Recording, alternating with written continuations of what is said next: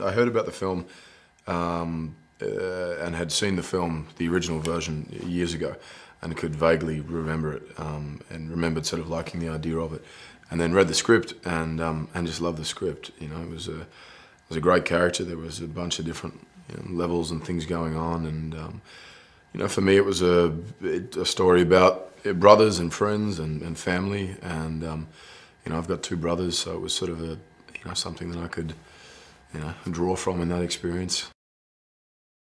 I had a good 6 weeks of training with those guys, and John Barton, who's an ex-Marine, and a bunch of other Marines and guys from the Army, and weapons training, movement training with the gun, hand signals, and just hanging around those guys and getting a vibe for it and listening to the stories they told, and getting sort of inside the head of that world.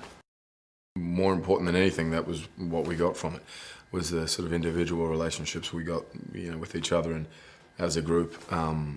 It was kind of in the end more important than the weapons training. It sort of comes secondary, I think, and it was great. It was a really good opportunity to go out and we had little BB gun, BB pellets, which we were shooting each other with, which was a nice introduction to hey gun, my name's Chris, and we're all bleeding by the end of it. Dan Bradley is a sort of, there's not anyone better, I don't think, in that action stuff, in that world. And so it was, car chase and stunts and all sorts of things, and it's a pretty impressive sort of sequence of shots. Jed ever really, was never attracted to her before he'd come back from the war. I think he was his brother's friend, or she was a couple of years younger than him.